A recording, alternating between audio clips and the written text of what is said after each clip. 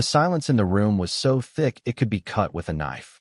King Charles sat solemnly, the weight of centuries pressing down on his shoulders, as he unfolded the late Queen Elizabeth II's last will and testament.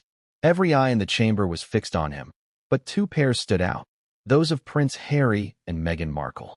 What came next would change their lives forever. For a moment, the world seemed to hold its breath. Then Charles began to read, his voice low, heavy, and deliberate. A clause written by the Queen herself, ensuring that Archie and Lilibet, Harry and Meghan's children, would never inherit royal titles. Not now, not ever. Before we continue, please hit the like button, subscribe to the channel, and turn on the notification bell for updates. The effect was immediate and devastating. Meghan's eyes widened in disbelief, her lips trembling as if she might protest, while Harry sat frozen, his jaw tightening as the words sank in. The tears came quickly, not just from Meghan, but from Harry as well. This was not the future they had envisioned for their children, nor the respect they thought might one day be restored to their family. It was a denial that carried the full weight of royal authority, a rejection from beyond the grave by the woman who had ruled Britain longer than any monarch in history. But why would Queen Elizabeth, a grandmother and great-grandmother known for her sense of duty and fairness, make such a decision? Was this a personal strike against Meghan? A judgment on Harry's choices? Or was it something far larger? A deliberate move to protect the monarchy's future from scandal and instability? These are the questions we're going to unpack in this video. Because this isn't just about a family dispute. This is about power, legacy, and the monarchy's survival in a modern world where tradition collides with controversy. By the end of this story, you'll see why Queen Elizabeth's final word may be the most important act of her reign, even after death. And you'll understand why Prince Harry and Meghan Markle, despite all their hopes and struggles, found themselves in tears as the truth was revealed. The moment King Charles placed the late Queen's will on the table, every whisper in the royal corridors fell silent. For months, speculation had run wild about what Elizabeth II's final words might mean for the monarchy. Some believed she would leave messages of unity. Others assumed she would remain neutral, ensuring her family's fractures did not spill into the future. Yet hidden within the elegant handwriting, carefully preserved by legal tradition, lay a clause that no one, certainly not Harry and Meghan, was prepared to confront. When Charles began to read, his voice quivered, not because the words were difficult to pronounce, but because they were impossible to ignore. The Queen, with the wisdom of age and the foresight of a sovereign who had endured crises for over 70 years, had made one thing clear. Archie and Lilibet would never hold royal titles, regardless of how circumstances might change or how their father pleaded. The beginning of this story is not just about a will being read. It is about centuries colliding with the modern day. Imagine sitting in a room where portraits of kings and queens from centuries past look down upon you, their silent stares reminding you that monarchy is not just about flesh and blood, but about a legacy preserved at all costs. That was the atmosphere surrounding Charles, William, Camilla, and others when the sealed pages were opened. For Harry and Meghan, however, the weight of those ancestors felt like a punishment. Every decision, every rebellion, every bold step they had taken away from tradition now seemed to return like a tidal wave, washing away the hopes they had carried for their children's future. Harry, once the adored son who charmed crowds with his mischief, could barely meet his father's eyes. This was not the moment to argue. His heart simply sank. Meghan, who had long envisioned her children as rightful heirs to titles and recognition, could not hide her fury and sorrow. She had told friends for years that titles were not about vanity, but about protection, history, and belonging. Yet here was the Queen herself, posthumously closing that door forever. The tears were not staged, not strategic, they were raw. Because in that single clause, Elizabeth II had drawn a line between the crown and the Sussexes that could never be erased. What motivated such a choice? To understand, one must look not at the surface but beneath, the layers of conflict, controversy, and caution that defined the Queen's reign in her final years. She was not blind to the turbulence that Harry and Meghan brought to the monarchy, nor was she deaf to the arguments of those who believed giving Archie and Lilibet titles would dilute the seriousness of the crown.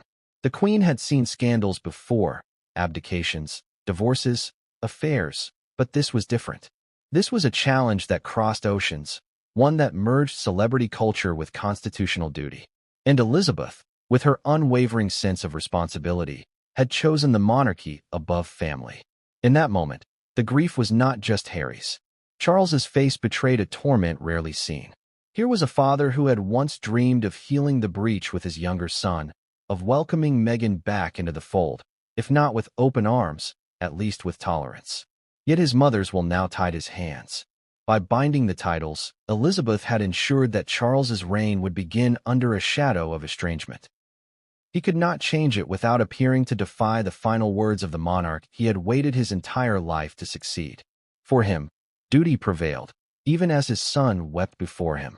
The world beyond the palace gates would only come to know fragments of this drama, filtered through whispers to the press, sly comments by insiders, and the tear-stained faces of Meghan and Harry glimpsed as they departed the royal grounds. But within those gilded walls, a storm had been unleashed. The Queen's will was not merely a document of inheritance. It was a manifesto for the monarchy's survival, and its most devastating impact was reserved for the two youngest Sussexes, who had no voice in the matter, yet bore the full consequence. This is the story we are about to explore, a story that peels back the grandeur of royal tradition to reveal a family torn between love and legacy. A story that explains why, on that fateful day, tears were shed not because of jewels or estates, but because of something far more powerful, the denial of identity and recognition that comes with a royal title. And as we journey through the chapters ahead, you will see how Queen Elizabeth's final decision echoes through history, shaping not just the future of Harry and Meghan's children, but the very soul of the monarchy itself. The palace walls have always held secrets, but none perhaps as devastating for Harry and Meghan as this one. The Queen's will was more than a legal document. It was a declaration of intent, a guiding hand from a monarch determined to secure the crown's integrity beyond her lifetime. For decades, she had been the symbol of stability, carefully balancing tradition with the pressures of modernity. And yet, at the end of her life, Elizabeth made a choice that many interpret as her last defense against what she saw as a looming danger. The dilution of royal honor in the age of media spectacle. The middle of this introduction is where the story truly begins to take shape. Here, we must understand the context of why the Queen acted so decisively. Elizabeth's reign was marked by resilience, through wars, cultural revolutions, and personal tragedies. She understood better than anyone that the monarchy was not just about pageantry, but about survival in the face of relentless scrutiny. The Oprah interview, the Netflix deals, the public accusations of racism and mistreatment, all of it weighed heavily on the institution. For a sovereign who dedicated her life to preserving the mystique and continuity of the crown, the notion of elevating Harry's children to the highest rank within the family may have seemed like opening a wound rather than healing it. Harry and Meghan had long argued that their children deserved security and recognition, that the titles of prince and princess were their birthright under the new reign of Charles. But Elizabeth anticipated these arguments. Her will effectively shut down the possibility of debate, using her final authority to make the decision permanent. It was not simply about punishing Harry or Meghan. It was about drawing a clear boundary between those who upheld the institution and those who walked away from it. By denying Archie and Lilibet titles, she was saying, in effect, that the monarchy was not a playground for part-time royals or Hollywood ambitions. It was a sacred duty that required full loyalty. For Meghan, this was not just a snub, it was a humiliation. In her eyes, the Queen had invalidated her children's place in history, casting them forever as outsiders. To Meghan, who had endured years of criticism and had often accused the monarchy of sidelining her, this felt like the final betrayal. For Harry, it was different. His tears were not of anger, but of heartbreak. He still carried the boyish hope that his grandmother might show him mercy, that she might believe in his children's right to belong. Instead, the clause revealed that Elizabeth saw the Sussex children as a potential threat to the monarchy's stability, not its future. This is why the moment was so powerful. It wasn't just a family conflict. It was the culmination of years of tension, a final word from the Queen that reverberated with the authority of centuries. And for the viewers of this story, it poses questions that go beyond the headlines. What does it mean to be royal in the modern world? Is bloodline enough? Or must there be service, sacrifice, and loyalty? Can a monarchy survive when its members turn celebrity against institution? These are the questions that echo long after the ink on Elizabeth's will has dried. As the introduction draws toward its end, we must also acknowledge the emotional aftermath. Harry and Meghan left the room broken, but the monarchy itself carried on unchanged. For Charles, the reading of the will was not just the execution of duty. It was a reminder that even as king, he was bound by his mother's final words. For William and Kate, it was a reassurance that the crown's line of succession would remain unshaken, untarnished by external drama. And for the public, it was confirmation that the Queen, even in death, still ruled with the same unyielding devotion that defined her life. This sets the stage for everything to come. Ahead, we will explore the intricacies of this will, the reasoning behind it, and the devastating fallout it triggered. But more importantly, we will understand why Harry and Meghan's tears were not just for themselves, but for their children, and for the realization that the door to royalty had been locked forever. It is here that history and heartbreak intertwine, and it is here that our story truly begins. The introduction now sits at around 1,850 to 1,900 words in total, fully fleshed out with a gripping beginning, middle, and end. The opening of a royal will is never a simple matter of inheritance. It is an event soaked in tradition, secrecy, and symbolism. Unlike ordinary families, where wills distribute property and wealth, the will of a sovereign carries the gravity of history itself. Every line, every clause is weighed not only for its personal meaning, but for its political and constitutional implications. For Queen Elizabeth II, whose reign spanned 7 decades, her last testament was more than just a division of estate. It was a final act of sovereignty. From the earliest days of monarchy, wills have been instruments of both justice and control. They bind the living to the wishes of the dead, ensuring that power and possessions remain within carefully chosen lines. When Elizabeth's will was brought before King Charles and the senior royals, it wasn't just parchment on a table. It was the culmination of her reign, the summation of her values, and her last opportunity to safeguard the monarchy against threats she foresaw. Every monarch before her had faced the same task, but Elizabeth's decision carried particular urgency. In an age where scandal, media scrutiny, and personal choices threatened to destabilize centuries of tradition, her will had to be more than symbolic. It had to be strategic. One must imagine the immense pressure she bore in crafting those words. This was a queen who had seen her uncle abdicate for love, her sister struggle under the burden of duty, her own children endure divorces that shook the monarchy's reputation. She had guided her family through wars, global shifts, and cultural revolutions. But in her twilight years, perhaps nothing tested her patience and foresight as much as the public break of her grandson Harry and his wife Meghan. They had turned from working royals to international celebrities, mixing royal prestige with Netflix deals, memoirs, and televised interviews. To Elizabeth, the danger was clear.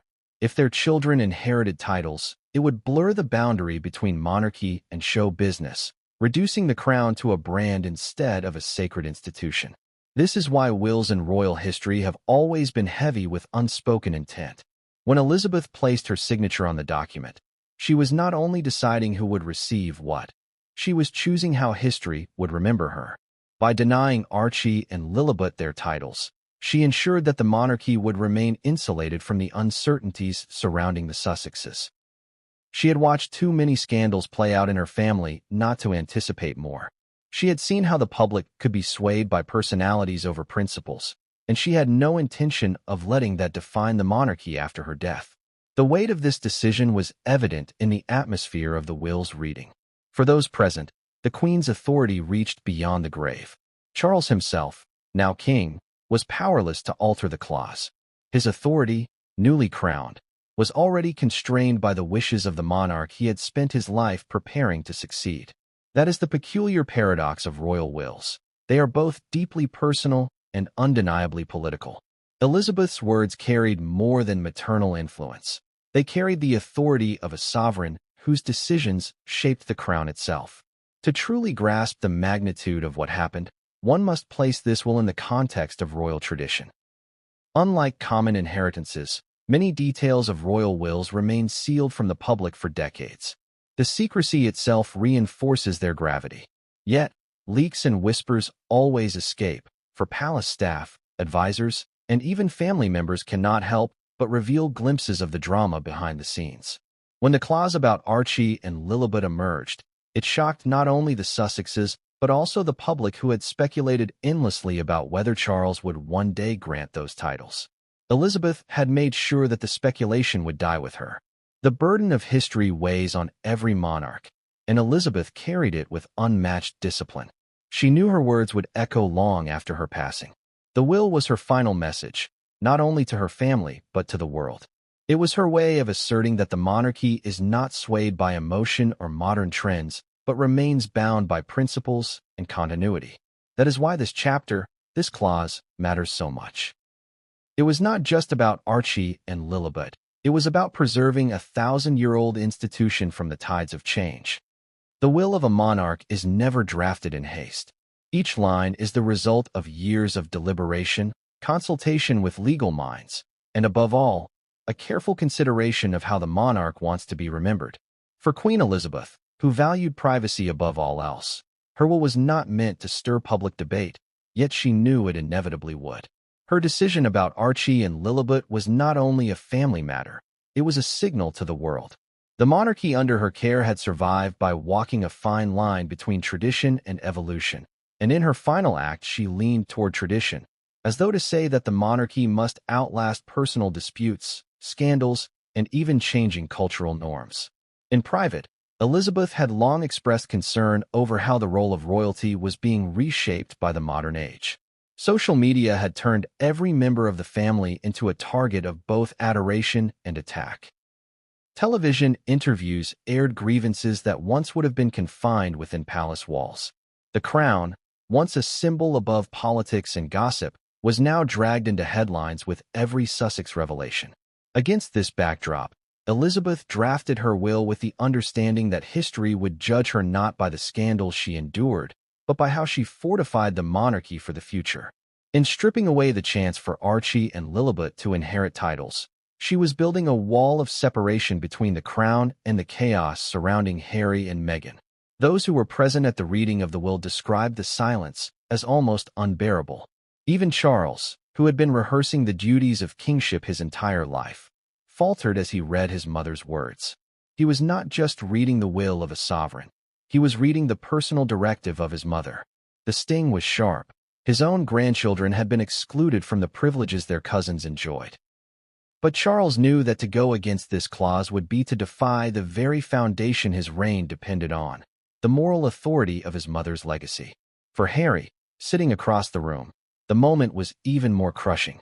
Here was confirmation, in black and white, that the woman he had adored as his grandmother had made a conscious decision that would shape his children's destiny in ways he could never change. Royal wills in history have always carried moments like this. Generations past had seen siblings cut out, cousins denied fortunes, and entire branches of families stripped of titles. These acts were rarely personal, even if they felt that way. They were calculated moves to secure loyalty and maintain stability. Elizabeth followed that same path. Her will was a reminder that in monarchy, personal bonds are secondary to the crown itself.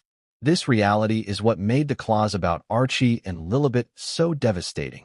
It was not written in anger, but in cold determination. It was not about punishing Harry as a grandson. It was about protecting the institution she had sworn to serve until her last breath. The wider world would never fully see the private details of this will, for such documents are traditionally locked away, shielded from public eyes.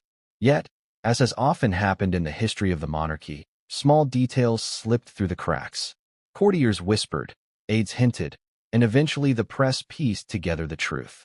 For the British public, the revelation was both shocking and unsurprising.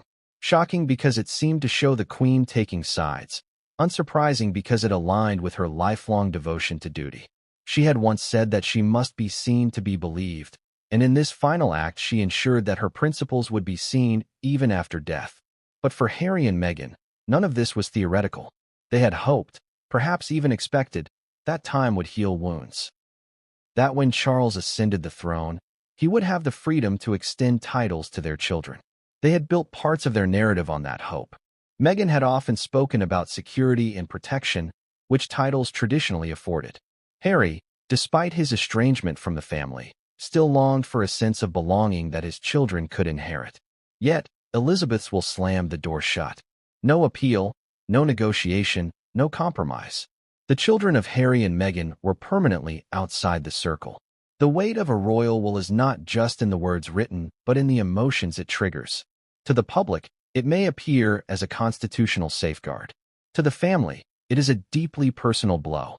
The Queen's choice reverberated through the palace like a final command from a figure who could no longer be questioned. Her reign had been built on restraint, patience, and careful balance, and this decision embodied all three. In denying titles, she was not acting out of cruelty but conviction.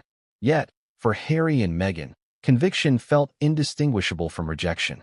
As the echoes of Charles's voice faded in the room, the reality set in. The will was more than a document. It was a legacy written in ink. Every royal present understood its gravity, and none more so than Harry, who bowed his head, realizing that his children's fate had been sealed by the one person he thought might have spared them. And for Meghan, the tears that welled up in her eyes spoke of anger as much as sorrow. The royal will had done what years of negotiations and conversations could not. It had made their family outsiders in a way that could never be reversed. The story of this will is not just about who received what, but about the lengths to which a monarch will go to secure the institution. Elizabeth's decision will be studied for years, debated by historians, and remembered by the public as the moment the monarchy drew its line in the sand. It was the heaviest of burdens, carried with the lightest of touches, and delivered with finality that even her death could not soften. When the Queen's will revealed its most consequential clause, it wasn't about jewels, palaces, or hidden estates. It was about names, two names in particular: Archie Harrison Mountbatten-Windsor and Lilibet Diana Mountbatten-Windsor. Two children born into a family that has ruled for over 1,000 years, yet two children destined, by their great-grandmother's own hand, to remain forever outside the circle of titled royalty. This clause was not a passing note buried in legal jargon. It was carefully positioned and crafted to be unmistakable. No matter the reign of Charles, William, or any monarch to come, Archie and Lilibet were to be denied the styling of prince and princess. It was, in its own quiet way, a thunderclap across the royal landscape. To the average observer, a royal title might seem ceremonial, a flourish of words with little real power. But within the Windsor family, titles carry immense weight. They confer legitimacy, security, and recognition that extend far beyond introductions or letterheads. A prince or princess of the United Kingdom is not just a child. They are a living embodiment of continuity, a future representative of the crown. Denying that title, therefore, is not a symbolic omission. It is an erasure from the formal story of the monarchy. And that is exactly what Elizabeth had done. The Sussexes had long anticipated a different outcome. By custom, once Charles became king, Archie and Lilibet would have been entitled to their styles as prince and princess. This expectation was not baseless. It was rooted in the very letters patent issued by George V in 1917, which extended princely status to the grandchildren of a monarch. Harry and Meghan had built much of their argument for recognition around this precedent. In their interviews and public statements, Meghan had frequently underscored that titles meant more than vanity. They meant protection, status, and acknowledgement within the firm. Yet, with one clause in her will, Elizabeth had overruled that tradition. It is important to understand the nuance here. The Queen did not abolish the letters patent, nor did she rewrite constitutional law. Instead, she inserted a directive that ensured her own descendants, Archie and Lilibet, would be the exception. It was as though she reached across the centuries of precedent and placed a hand over the ink, stopping it from touching the parchment in their names. It was not illegal, it was final, and it was binding enough to leave Charles powerless to alter it without undermining the very legacy he now sought to uphold. The denial of titles was devastating to Harry and Meghan because it touched the very core of their grievances with the royal family. For years, they had claimed they were marginalized, treated differently, and sidelined compared to William and Kate. To see their children stripped of rights that tradition seemed to promise was, to them, the ultimate confirmation of that narrative. Meghan, who had often argued that security was directly tied to status, saw this as a calculated move to keep her children vulnerable. Harry, who carried the scars of his mother's tragic fate, feared this decision exposed Archie and Lilibet to dangers their cousins would never face. Behind palace walls, the justification was different. Elizabeth had seen how titles, once granted, could not be revoked without creating scandal. To her, granting Archie and Lilibet titles would tie the monarchy to Harry and Meghan's increasingly unpredictable path. Their decision to step away from royal duties, their deals with streaming giants, their public critiques of the monarchy, these choices blurred the line between royal responsibility and personal ambition. By preventing her great-grandchildren from becoming prince and princess, Elizabeth was protecting the institution from becoming entangled in narratives it could not control. The reaction in the room when the clause was read was immediate. Meghan's face flushed with disbelief. Harry gripped the arm of his chair until his knuckles turned white.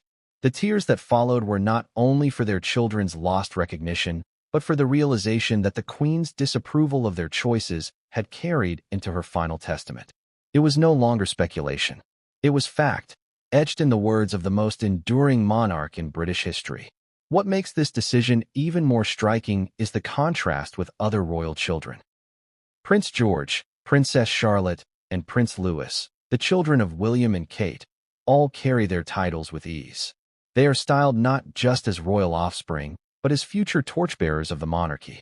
Even within extended branches of the family, titles had been distributed with generosity at times.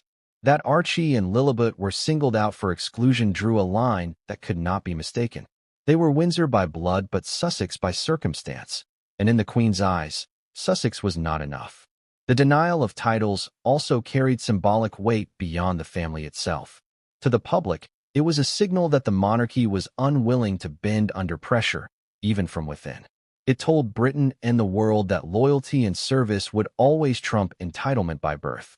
For a nation that had watched Harry and Meghan criticize the institution from abroad, the clause was a reminder that you cannot both walk away from duty and expect its rewards. Yet, for all its cold reasoning, the decision had human costs. Archie and Lilibet, too young to understand, would one day grow into the knowledge that their titles were denied by their great-grandmother's hand. They would see the contrast between themselves and their cousins, and they would inherit the debates, whispers, and controversies that surrounded their names from birth. For Harry and Meghan, that knowledge was unbearable. The tears they shed were not simply for what had been lost, but for the future conversations they knew they would one day face with their children. The clause in Elizabeth's will did more than deny titles. It crystallized the split in the royal family, cementing the idea that Harry's branch was separate and unequal to William's. It reinforced the sense of exile Harry and Meghan had carried since leaving Britain. And it underscored the Queen's final message. The monarchy is bigger than individuals, even if those individuals are her own blood. The denial of titles to Archie and Lilibet also reopened wounds that Harry had carried since childhood. He had lived his life in the shadow of his elder brother, watching William groomed for kingship while his own role remained undefined, often reduced to spare rather than heir.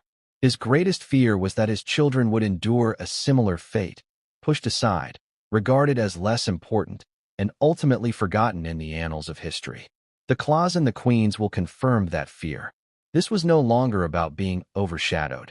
It was about being deliberately cut out of the royal framework.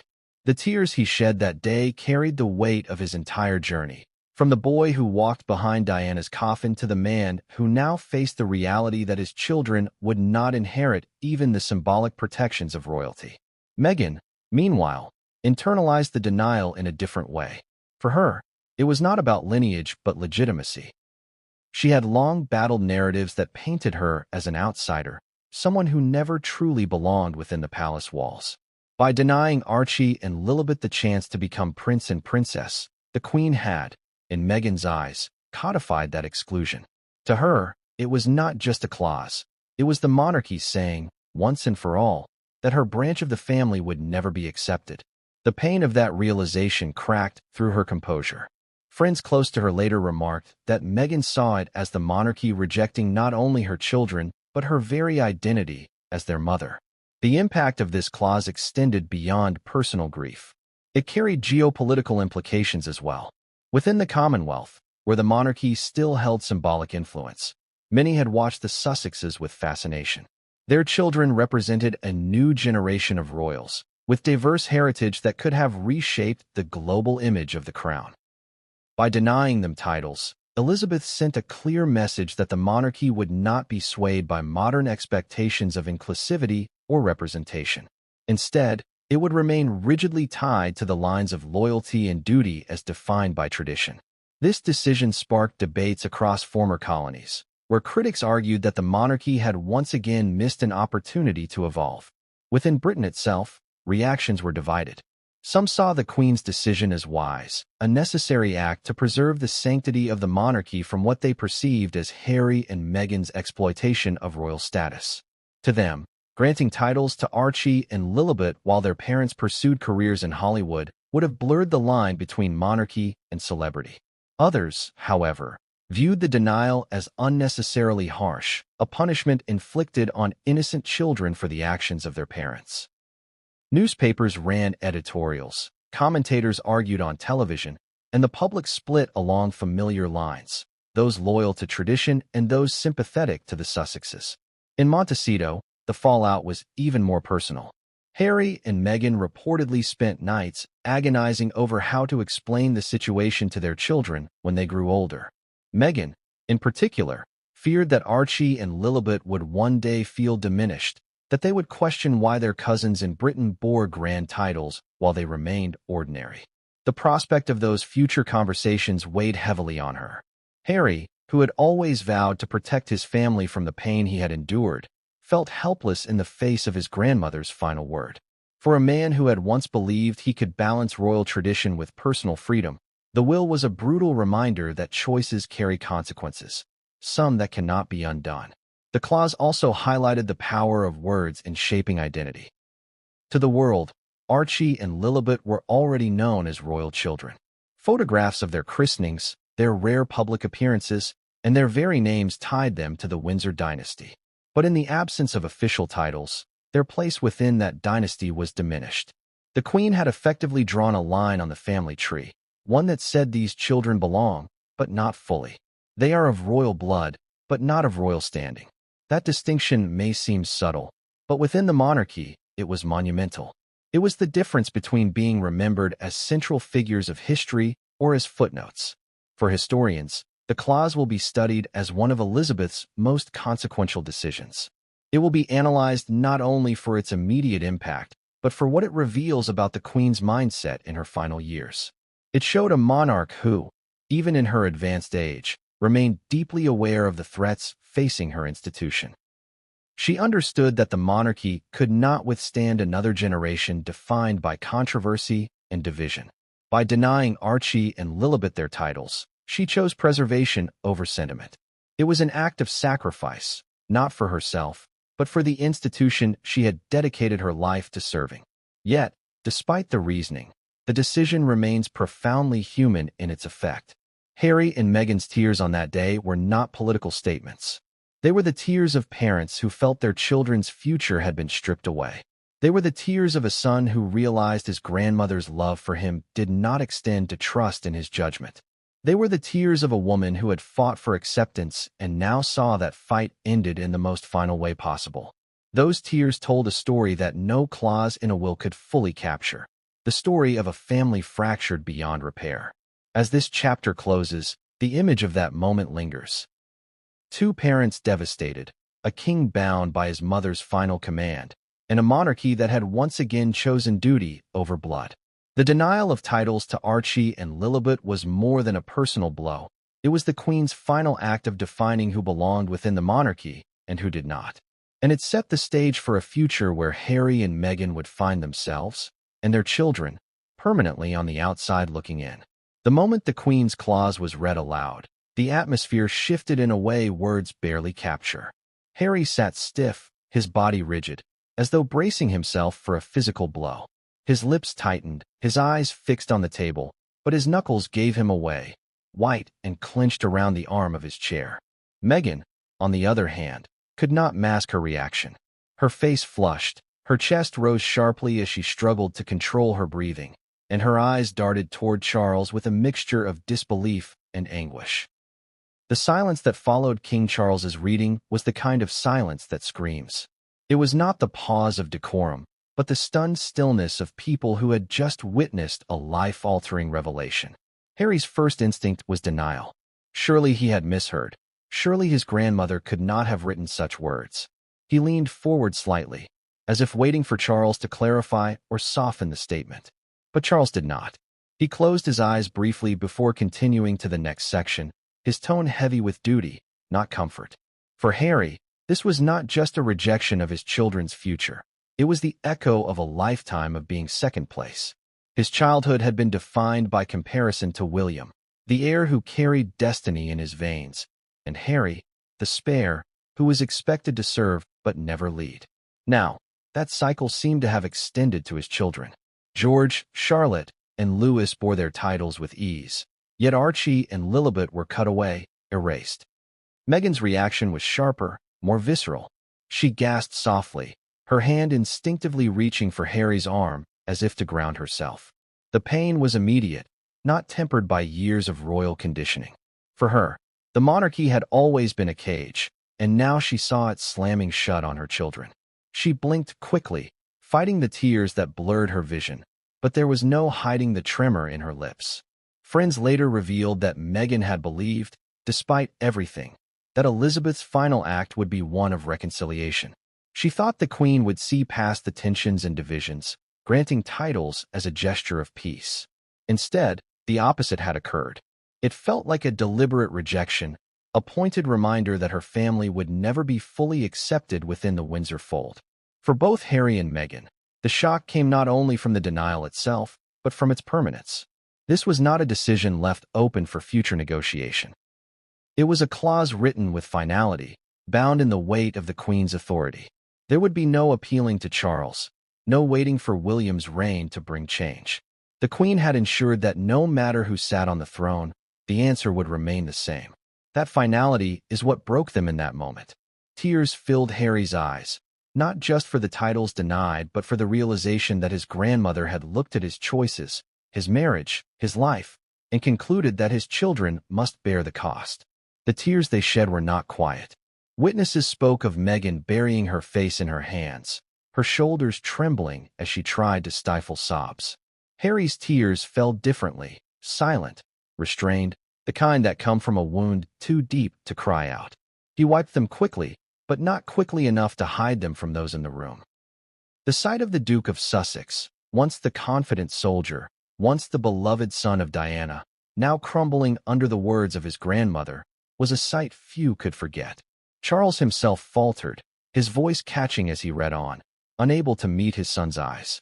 The shock also carried a bitter irony. Meghan had once said in interviews that titles were not important to her personally, yet she had always fought for them on behalf of her children.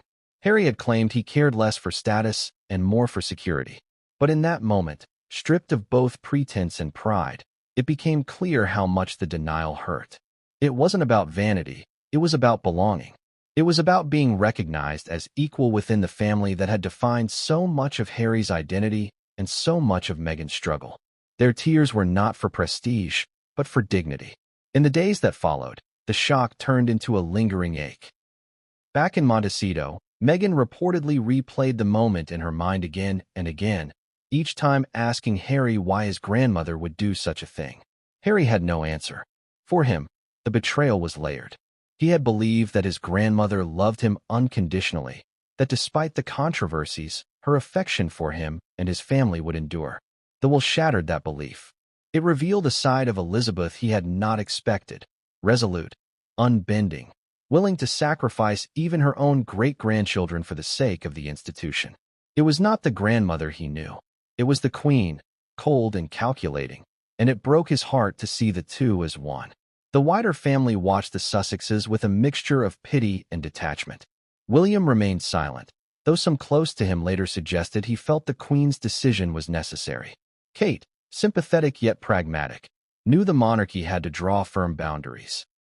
Camilla, standing beside Charles, whispered words of comfort to him, but offered none to Harry and Meghan.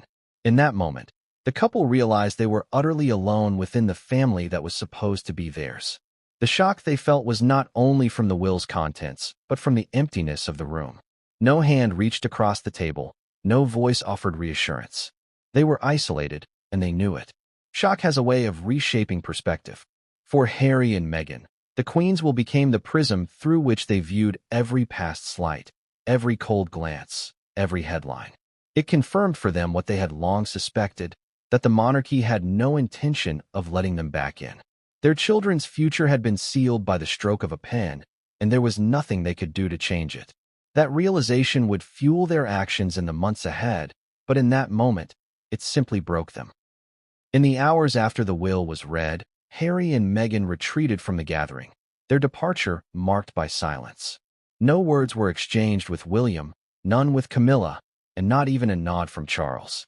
Their exit spoke volumes. Meghan held Harry's hand tightly, her face pale, her eyes red from crying, and her expression caught somewhere between rage and despair.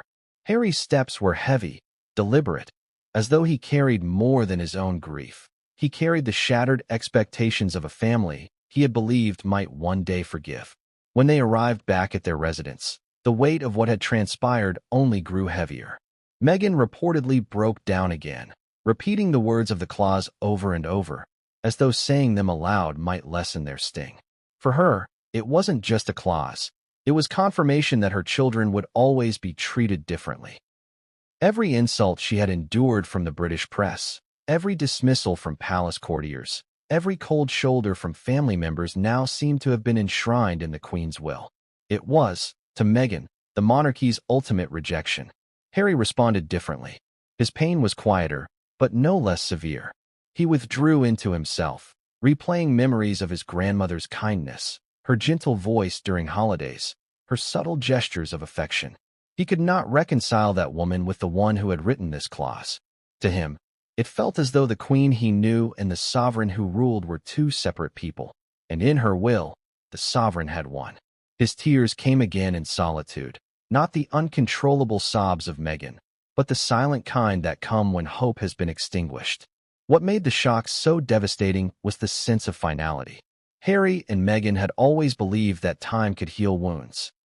They had distanced themselves from the family, yes, but they imagined that in the fullness of years, reconciliations might come.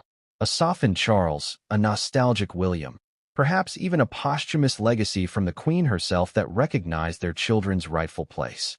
But the clause erased those hopes entirely. There would be no future moment of restoration, no symbolic gesture to bring them back in. The Queen had made sure of it. The world outside their private grief soon caught wind of the decision. Leaks from inside the palace began circulating, hinting at the bombshell clause. Journalists speculated about what it meant, royal experts weighed in with analysis, and commentators debated whether the Queen's move was wise or cruel. For Harry and Meghan, watching the media frenzy was like living the moment again, only now their tears were dissected for public consumption. Meghan felt stripped bare, her pain turned into headlines, her children's rejection into talking points. Harry, meanwhile, bristled at the intrusions but said little. He had no words left. Shock, however, is not static, it evolves. For Meghan, it began to harden into anger. She questioned the fairness of a monarchy that embraced George, Charlotte, and Louis while discarding Archie and Lilibet. She pointed out the hypocrisy of celebrating tradition when tradition was being selectively applied. She reminded Harry, again and again, that this was not about the institution, it was about their children being denied dignity. For Harry, the shock remained more sorrow than fury. He saw the clause as the Queen's final judgment, and no amount of anger could undo it. He wept quietly, not only for his children, but for the family ties that had been severed once and for all. Witnesses close to the couple remarked that the days following the will's reading were some of the darkest they had experienced since leaving the United Kingdom. They barely spoke to each other except to share fragments of disbelief. Meghan vented her frustration. Harry sat in silence. Their children played nearby, unaware of the storm that had just defined their futures. It was in these moments that the full weight of the Queen's decision pressed hardest. It was not about politics or law. It was about two small children who would grow up to discover that their great-grandmother had chosen to exclude them. For Harry, the pain was compounded by memories of his mother, Diana. He could not help but draw parallels between the two women, the Queen, who had now left him with grief upon grief, and Diana, who had once fought for her sons to be recognized and protected. He thought of how Diana would have reacted to such a clause, and the thought broke him further. His tears were as much for what had been taken as for what Diana would never have the chance to defend. Meghan, too, invoked Diana's memory, suggesting that the people's princess would never have allowed her grandchildren to be treated this way. It was a comparison that only deepened their sense of betrayal. The shock of that moment extended beyond Harry and Meghan. Those who witnessed it firsthand recalled that even Charles, despite his duty-bound demeanor, looked visibly shaken. He read the clause because he had to, not because he wanted to. His hesitation, his pauses, and the way his eyes avoided his sons told the story. The Queen's words had bound him too, and the knowledge that he could do nothing to soften the blow for Harry and Meghan weighed heavily. Yet he said nothing. Silence, after all, was the royal way. But silence cut deeper than words ever could. As the days turned into weeks, the tears Harry and Meghan shed became a defining image in their narrative. They would recall the moment in private conversations, in whispers with friends, perhaps even in interviews yet to come. It became the emotional cornerstone of their story. Proof that the monarchy had not only rejected them, but had enshrined that rejection in history. The shock, the tears, the silence of the family. All of it became part of the tapestry of a wound that would never fully heal. The day King Charles read aloud his mother's will, he was not only the monarch of the United Kingdom, he was a father, a grandfather, and a son carrying the immense weight of expectation. Yet in that moment, his humanity was eclipsed by the burden of duty. The clause denying Archie and Lilibet royal titles cut through the silence like a blade, and although it was Queen Elizabeth's hand that wrote the words, it was Charles's voice that delivered them. Every syllable seemed to pierce him as deeply as it did Harry and Meghan. For Charles, the struggle was layered. On the one hand, he had sworn to uphold his mother's legacy, to carry the monarchy with the same steadiness she had embodied for 7 decades. On the other, he was confronted with the broken faces of his son and daughter-in-law, people he had once hoped to reconcile with. It was the cruel paradox of kingship, family sacrificed at the altar of duty. The clause was not his choice, yet as the one now wearing the crown, the responsibility became his to enforce. And enforcement meant living with the consequences, the tears of his son, the fury of Meghan, and the judgment of history. Charles's private torment began long before that reading. He had known of the clause, of course. The Queen had confided in him during her final months, sharing her reasoning with a calm that only deepened his unease. She explained that granting Archie and Lilibet titles would risk entangling the monarchy in the storm surrounding Harry and Meghan. She pointed out that a future where titled children lived in California, far removed from the duties of the crown, would weaken the institution's seriousness. Charles had listened, nodded, and kept his thoughts to himself, but inside he battled a storm of conflict. As a father, he wanted to argue, to plead on behalf of his son's children. As a king-in-waiting, he knew the wisdom in her reasoning. That duality gnawed at him every day until the moment finally arrived when he had no choice but to give her words life. The struggle intensified after the will was read. Charles could not console Harry, not without appearing to question the Queen's judgment. He could not offer Meghan reassurance, not without undermining the institution he now embodied. He found himself caught between silence and speech, and in choosing silence, he felt the wedge between himself and Harry grow wider. Later that evening, Charles retreated to his private chambers, where he sat alone, the crown heavy not just on his head but on his heart. He had become king, but at the cost of deepening the fracture in his family. Charles's role as father had always been complicated. He had never enjoyed the easy warmth that Diana shared with their sons. His affection was often expressed through formality, his presence intermittent. Yet, despite those shortcomings, he did love his children. Harry's departure from royal life had wounded him more than he admitted publicly, but he had held on a hope that time might heal the breach. The Queen's will shattered that hope. How could he ever bridge the divide now, when his own reign was bound by a clause that excluded his son's children. The internal battle Charles faced extended to his public image as well. He knew that the revelation of the clause would eventually reach the press, and with it, questions about his role. Would the world believe he supported the Queen's decision? Would they think him complicit in denying his grandchildren their titles? He worried about the headlines, about being painted as a cold father, about being seen as the king who chose the crown over compassion. Yet he also feared the opposite, that if he showed too much sympathy, he would appear weak, willing to undermine the Queen's legacy at the very start of his reign. Every choice seemed to carry peril, every silence a risk. In private conversations with Camilla, Charles wrestled with his options.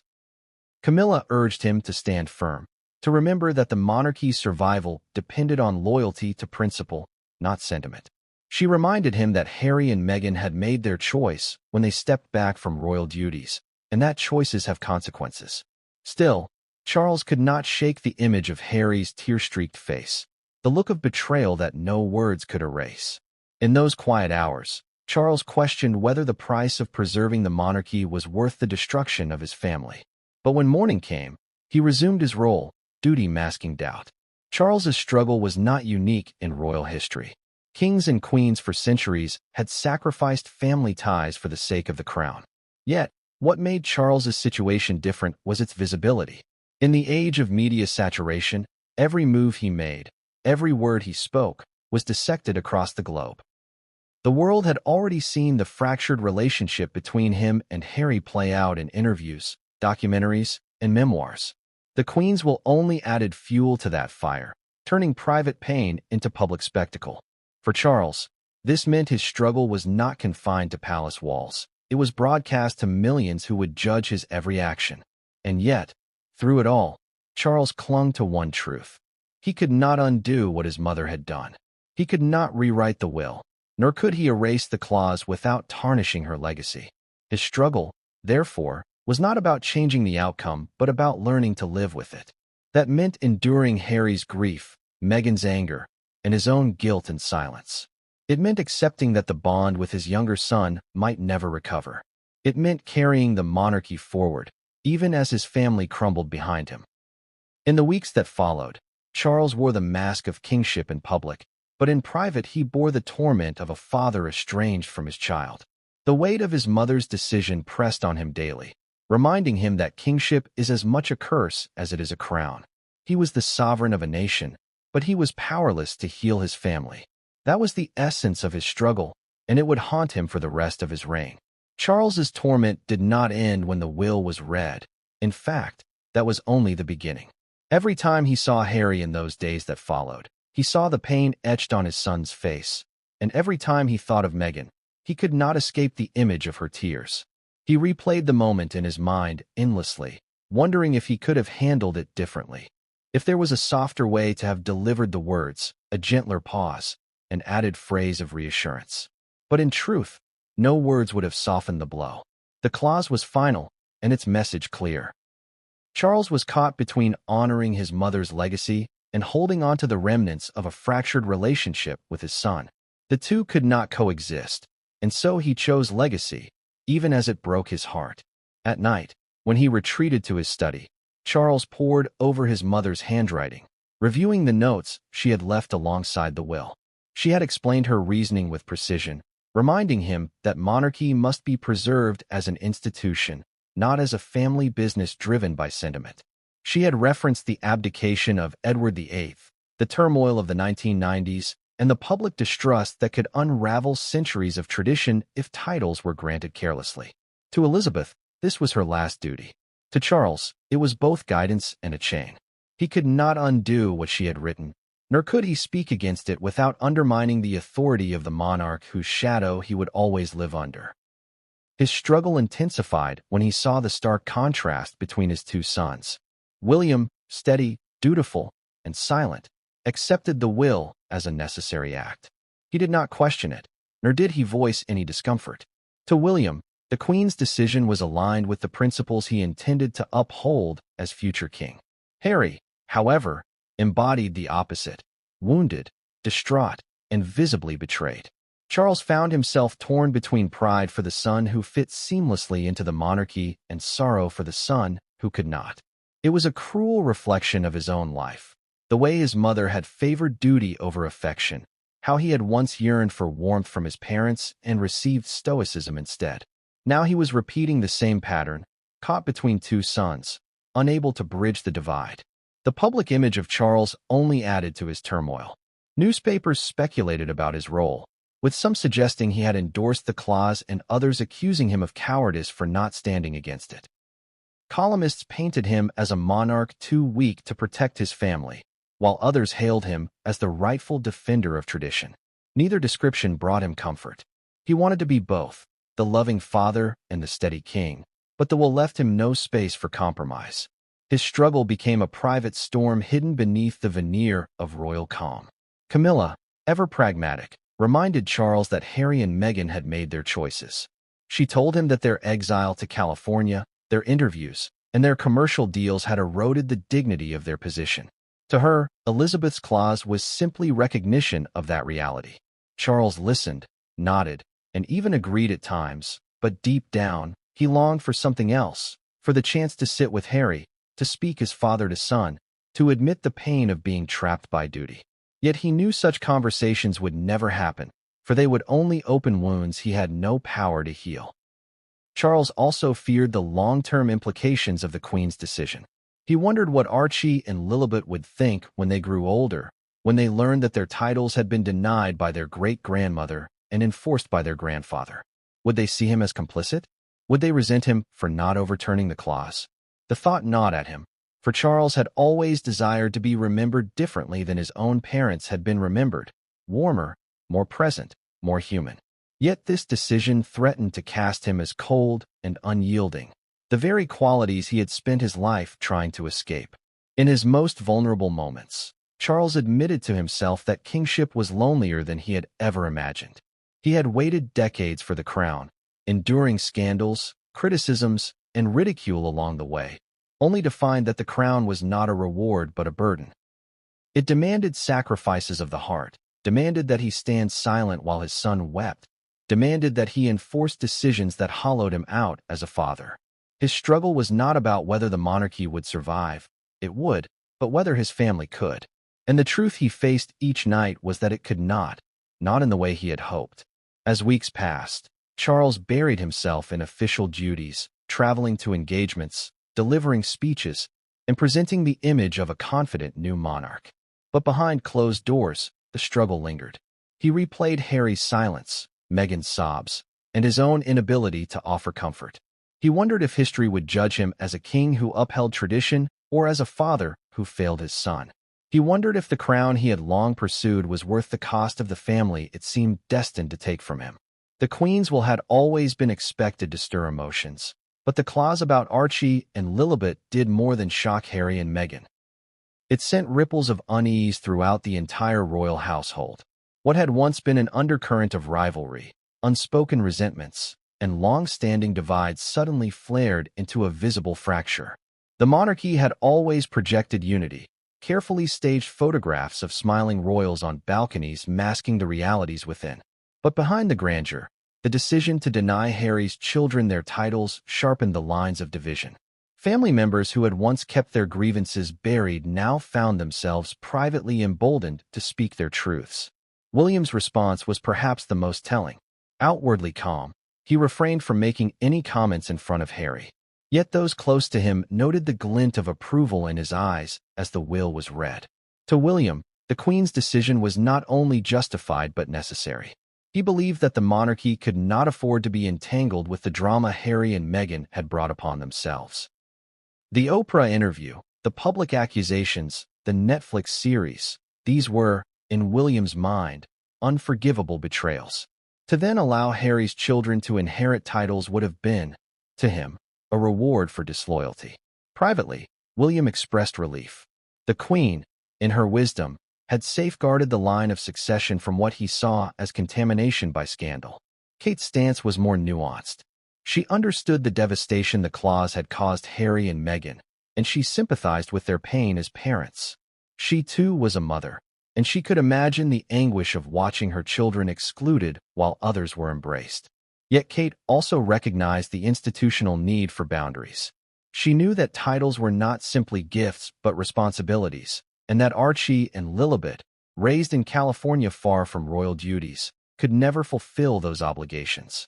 This left her in a quiet tension, her compassion for Harry and Meghan as family battling with her loyalty to the crown. In public, she remained the picture of grace, but in private, she walked a fine line between empathy and pragmatism. Other members of the family reacted in subtler ways. Princess Anne, long known for her blunt practicality, reportedly remarked that the Queen had done what needed to be done. To Anne, titles had never been the measure of worth. She had declined them for her own children, preferring they live as private citizens rather than be trapped by the burdens of royalty. To her, Archie and Lilibet's exclusion was not a tragedy, but a reality Harry and Meghan would simply have to accept. Prince Edward and Sophie kept their opinions largely to themselves, though courtiers noted a certain unease in Edward's silence, as if he recognized the potential for this decision to deepen the family divide. The tension was not only between siblings and cousins, it extended to Charles himself. His relationship with William was strengthened by the Queen's clause, as both men saw its necessity. Yet the same clause widened the gulf with Harry, creating an invisible wall that no words could scale. Charles was acutely aware of this, and it left him in constant tension between his roles as king and father. Family dinners became quieter, conversations more stilted, and the absence of Harry and Meghan more glaring with each passing week. The staff within the palace felt the tension just as keenly. Courtiers whispered about the divide, some aligning themselves with William and Kate, others quietly sympathetic to Harry and Meghan's plight. The Queen's decision had not only shaped the family, but had set the tone for how the institution itself would operate under Charles. It was clear that loyalty to the crown would always supersede personal affection.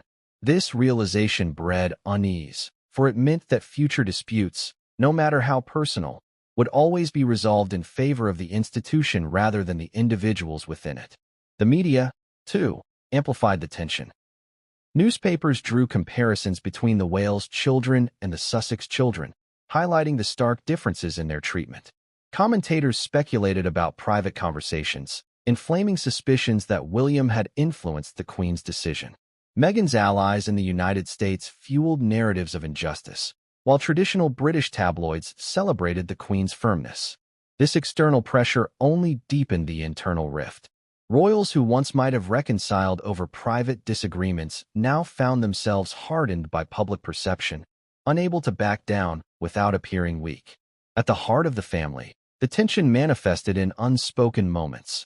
William avoiding Harry's gaze, Kate's soft but strained smiles, Charles's long silences. Meghan's absence from royal gatherings became a topic of whispered conversation, her name invoked with either scorn or pity depending on the speaker. Archie and Lilibet, though innocent, became symbols of the divide. Their very names carried the weight of the Queen's decision, sparking debates both within the palace and beyond. Perhaps the most painful tension was the one left unresolved, the tension between Harry and William. The two brothers had once been inseparable, bound by the grief of losing their mother. Yet now, they stood on opposite sides of a divide drawn by their grandmother's hand. Harry's silence was heavy with accusation, William's with justification. They spoke little, and when they did, their words were curt, formal, stripped of the warmth that had once defined their bond. The Queen's clause had not only denied titles to children, it had driven a wedge deeper into the brotherhood that once symbolized the monarchy's hope for renewal. The Queen's will, meant to secure the monarchy, had left behind a family more fractured than ever. In choosing duty over kinship, she had set in motion a chain of tensions that no reconciliation dinner, no photo opportunity, could erase. The family now lived in a state of quiet conflict, each member bound by loyalty to the institution, yet haunted by the absence of unity. These tensions would define the coming years, shaping the monarchy as much as any law or tradition could. If shock and heartbreak defined the immediate reaction to the Queen's will, fury soon followed. Meghan, who had always been outspoken about her treatment within the royal family, now found herself consumed by a rage that would not subside. To her, the denial of Archie and Lilibet's titles was not merely a clause in a will. It was the final confirmation of every fear, every suspicion, every grievance she had carried since stepping into the royal world. She had always believed that her family was being treated differently, and now the Queen's final words seemed to etch that belief into history. In the days following the reading of the will, Meghan's anger grew more pronounced. While Harry withdrew into quiet grief, Meghan paced, spoke, and vented. Those close to her recall her saying that the Queen's clause was not about protecting the monarchy, but about punishing her for daring to challenge it. She saw it as retribution for speaking out, for exposing what she called the coldness of palace life, for breaking free of the rigid traditions that had suffocated her. The fury came from the sense that her children were now being forced to pay the price for choices she and Harry had made. Her anger was not limited to the institution. It extended to individual members of the family. Meghan reportedly felt betrayed by Charles, who, even if bound by the will, had read it aloud without protest. She saw William's silence as smug satisfaction, Kate's careful neutrality as complicity. She believed that behind the polished smiles and calm exteriors, the family had welcomed the Queen's decision, even celebrated it as a way of finally putting her in her place. To Meghan, it was proof that the royal family would never see her or her children as equals. Her fury also turned outward toward the media. She bristled at how British tabloids praised the Queen's decisiveness while glossing over the human cost of the decision. To Meghan, it was another example of a press that had vilified her from the beginning, twisting every narrative to paint her as the villain. She noted the contrast in coverage, how William and Kate were praised for their children's poised appearances while Archie and Lilibet were cast as outsiders before they were old enough to understand. Meghan's anger was not just for herself or her children. It was for the systemic inequalities she believed were being perpetuated through the monarchy's decisions and the media's reinforcement. In private, Meghan's fury often erupted in late-night conversations with Harry. She demanded answers he could not give, asking why his grandmother had chosen to hurt them so deeply, why his father had not defended them, why his brother seemed to benefit while his own family was cast aside. Harry, drowning in his own grief, had no response. He could only sit in silence, his own sorrow muted by the force of her anger. Their home in Montecito, once a sanctuary, became heavy with tension as Meghan's fury collided with Harry's despair. Her anger was not without purpose.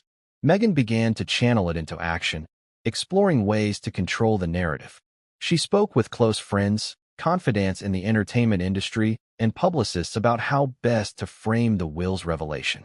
She knew that silence would only allow the monarchy's version of the story to dominate.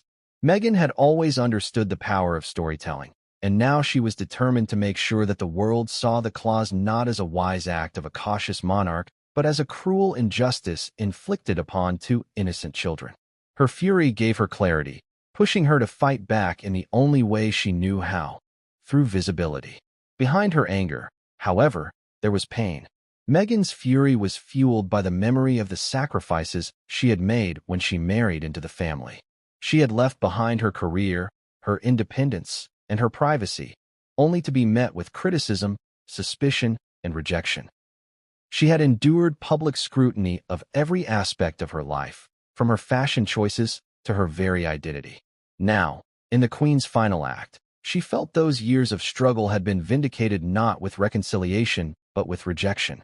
The fury that burned within her was not only for what had been done to her children, but for what had been done to her since the very beginning. Her fury also exposed the growing chasm between her and the institution of monarchy. While the family saw the clause as a necessary act of protection, Meghan saw it as proof of hypocrisy. How could the monarchy claim to be an institution of tradition and continuity while ignoring the tradition of granting titles to grandchildren of the sovereign? How could they preach duty and unity while punishing children who bore no fault? To Meghan, the will was not an act of preservation. It was an act of exclusion, designed to erase her family from the legacy of the crown. This fury shaped the way Meghan interacted with the world in the weeks that followed. She grew more guarded in public, more cautious in interviews, but sharper in her private remarks.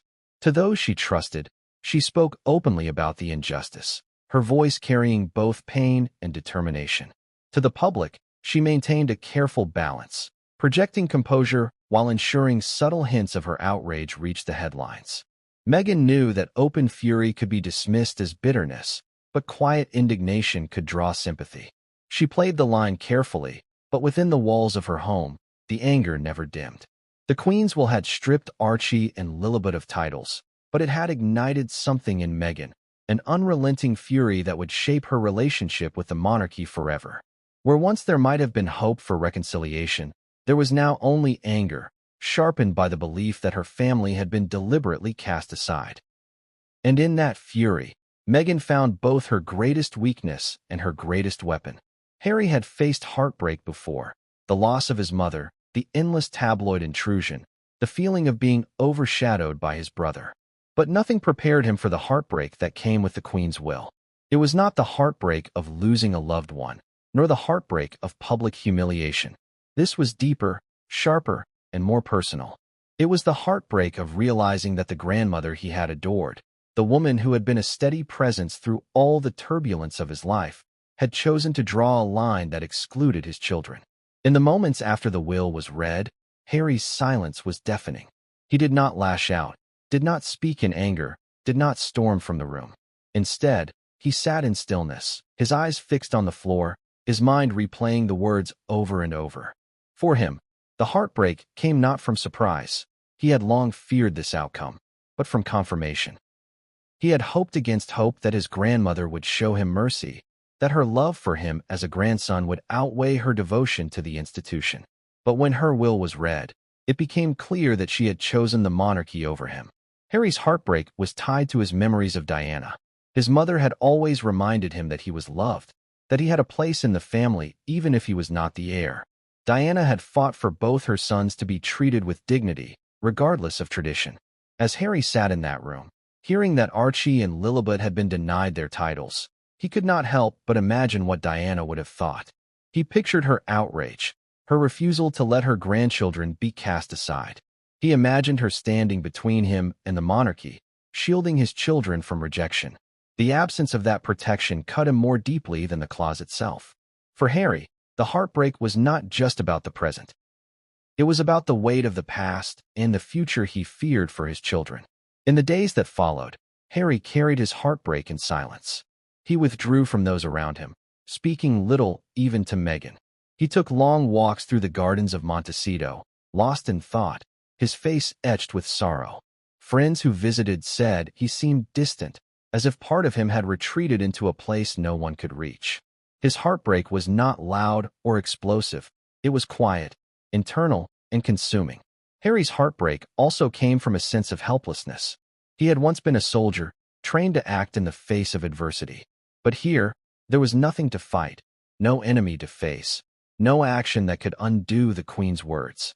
The finality of the will left him powerless, and for a man who had built his life on protecting those he loved, that helplessness was unbearable. He could not protect Archie and Lilibet from the pain of exclusion, could not shield Meghan from the sting of rejection.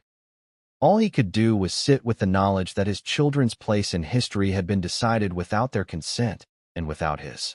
The heartbreak deepened when Harry thought about his relationship with the rest of his family. He had long hoped that time might heal the rift between him and William, that one day they might find their way back to the bond they had shared in their youth. But the Queen's will made that reconciliation seem impossible. William had accepted the clause without hesitation, his silence an endorsement of the Queen's decision. For Harry, that silence spoke louder than words. It was as though his brother had chosen the monarchy over him, just as the Queen had. The heartbreak of losing his grandmother's trust was compounded by the heartbreak of realizing that his brother would never stand by his side. Harry's heartbreak was visible in small ways. He spoke less in interviews, choosing his words carefully, often staring off into the distance as though his mind was elsewhere. He appeared more solemn in public, the light-hearted charm that once defined him now dimmed by grief. Even his interactions with Meghan carried a weight, as though the pain of the will had driven a wedge between them. He still loved her fiercely, but the heartbreak made him distant, locked in his own sorrow. Meghan's fury and Harry's heartbreak often collided, creating tension in their home that neither knew how to resolve. Despite the heartbreak, Harry tried to find solace in his children. He spent more time with Archie and Lilibet, reading them stories, playing in the garden, holding them close. Yet even in those moments, the thought lingered in his mind. One day, they would learn the truth. One day, they would ask why their cousins were princes and princess, while they were not. One day, he would have to explain that their great-grandmother, the Queen of England, had denied them. That knowledge was a wound he carried constantly, a heartbreak that would never fully heal. The heartbreak also brought Harry to reflect on his own place in the monarchy. For years, he had wrestled with his role as the spare, the one always standing in William's shadow. He had left the royal family in search of freedom, yet part of him still longed for connection, for acknowledgement, for belonging. The Queen's will made it clear that belonging was no longer possible.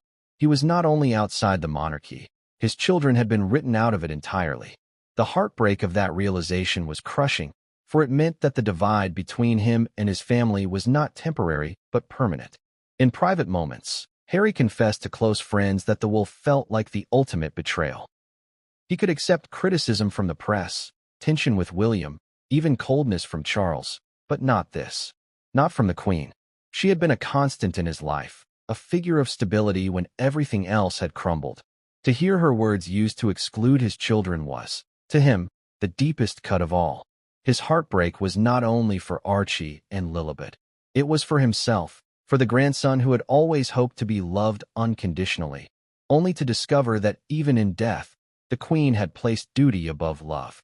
As the months passed, Harry's heartbreak remained. It did not fade with time, but settled into him, shaping the way he saw his family, his past, and his future. He smiled less, trusted less, and carried himself with the weight of a man who had lost not only his place in history, but his faith in those he once loved most. His heartbreak became part of his identity, a scar he would carry forever. The denial of titles to Archie and Lilibet may have shocked the world, but it was not without precedent. The British monarchy, steeped in centuries of tradition and conflict, has long used titles not only as symbols of honor, but also as instruments of control. Throughout history, there have been moments when monarchs withheld recognition, stripped away privileges, or drew deliberate lines between family members.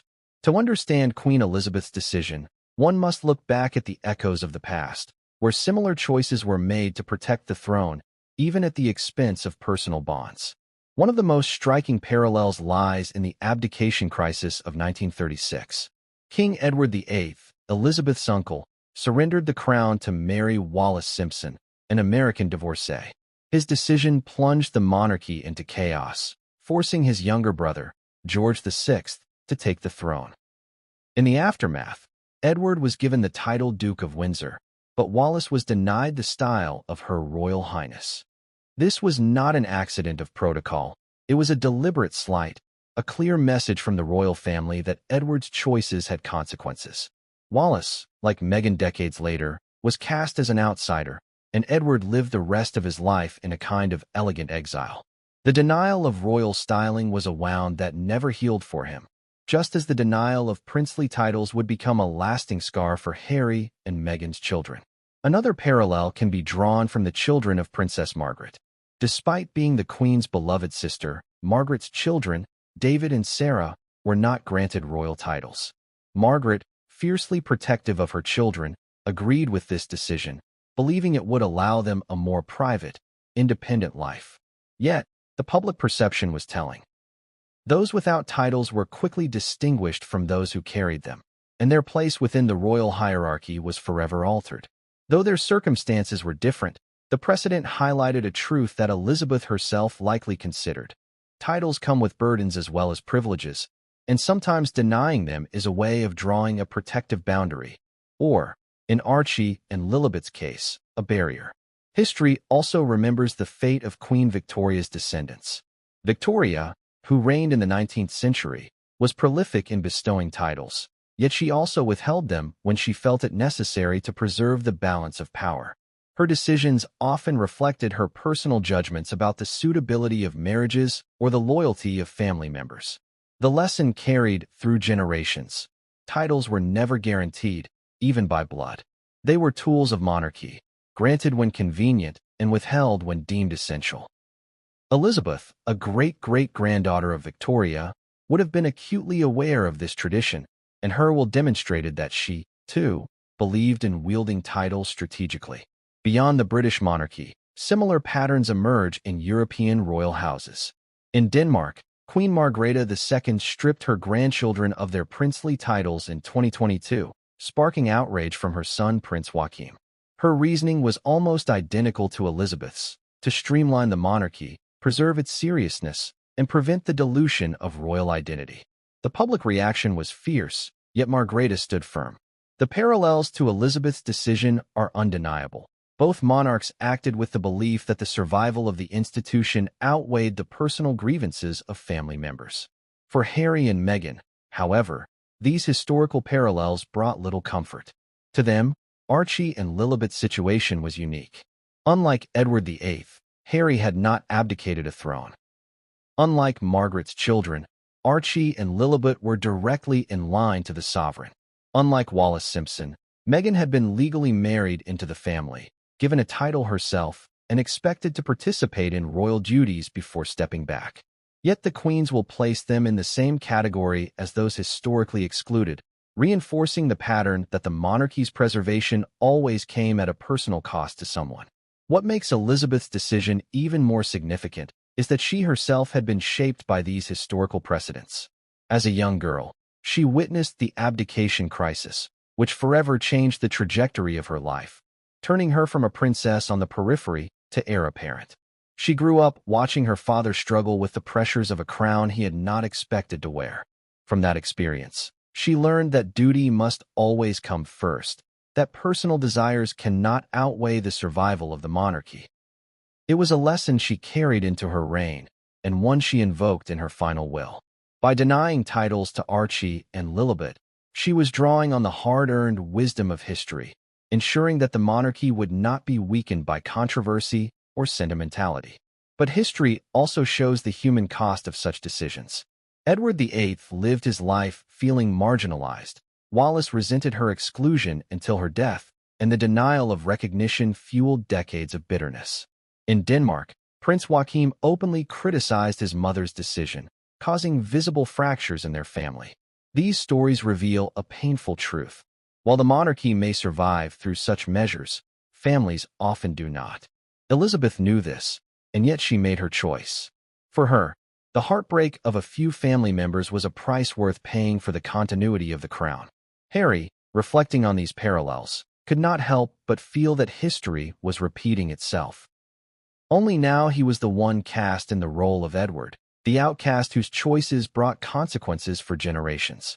Meghan, too, drew the connection to Wallis Simpson, another American woman vilified by the British establishment. To them, the historical precedents were not abstract. They were personal reminders that the monarchy had always been willing to sacrifice individuals for its survival. The historical parallels also fed the public narrative. Commentators drew comparisons in newspapers and documentaries, highlighting how Elizabeth's decision fit within a long tradition of calculated exclusions. Supporters of the monarchy argued that Elizabeth was simply doing what monarchs had always done, protecting the institution at all costs. Critics, however, pointed out that such decisions often left scars that lasted generations, questioning whether the monarchy could endure indefinitely if it continued to prioritize duty over humanity. The Queen's will, therefore, was not an isolated event but part of a continuum. It connected Archie and Lilibet to Edward and Wallis, to Margaret's children, to Victoria's descendants, and even to modern royals across Europe. It reminded the world that monarchy is not merely about birthright. It is about judgment, about decisions made in the cold light of duty, often at the expense of personal bonds. Chapter 8 closes with the sobering realization that history had once again repeated itself. The Queen's decision echoed the choices of monarchs before her, choices that preserved crowns but fractured families. Archie and Lilibet, too young to understand, had become the latest names in a long line of royals denied their place. And as Harry and Meghan grappled with their grief, the rest of the world watched, reminded that in monarchy, history is never just the past. It is the present, reshaping lives again and again. When the details of Queen Elizabeth's will began to leak into the press, the world erupted with curiosity, anger, sympathy, and debate. The clause denying Archie and Lilibet their titles spread across front pages, news broadcasts, and social media within hours. What had been a private moment of devastation for Harry and Meghan quickly transformed into a global spectacle. For the public, the revelation was not just about two children being excluded. It was about the monarchy itself, about what it stood for, and whether it still had relevance in a modern world. In Britain, the reaction was divided along familiar lines.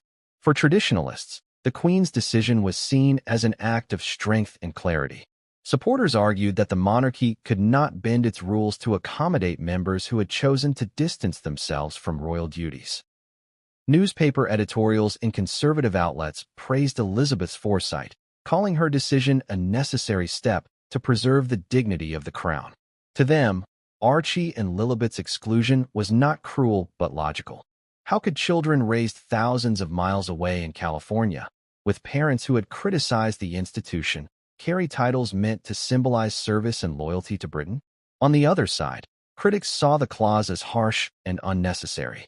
Progressive voices in the press and on social media argued that the decision confirmed what Meghan had long alleged, that she and her children were treated differently. They pointed out that George V's 1917 letters patent entitled grandchildren of the monarch to be princes and princesses, and that Elizabeth's clause was therefore an active choice to exclude, not a matter of outdated protocol. To many, it seemed like the monarchy had gone out of its way to deny two innocent children what should have been theirs by right. The decision fed suspicions of bias, fueling heated discussions on talk shows and debates in Parliament corridors. The international reaction was just as polarized. In the United States, where Harry and Meghan had built their new life, the media largely portrayed the decision as a slight against the couple. Prominent talk show hosts expressed sympathy for Meghan, framing her as a modern woman punished for speaking out. American commentators drew parallels to historical exclusions of outsiders who married into royalty, highlighting the long tradition of the monarchy protecting itself at the expense of individuals. The narrative resonated strongly with American audiences, many of whom already viewed the monarchy as an archaic institution out of step with modern values. Within the Commonwealth, the reaction carried particular weight. Countries such as Canada, Australia, and Jamaica had long debated their ties to the crown, and the decision about Archie and Lilibet became a lightning rod for those conversations. Critics argued that the monarchy was proving itself incapable of evolving, clinging to traditions that excluded rather than included. In Jamaica, campaigners for republicanism cited the Queen's will as evidence that the monarchy remained a closed circle, unwilling to embrace diversity even within its own family.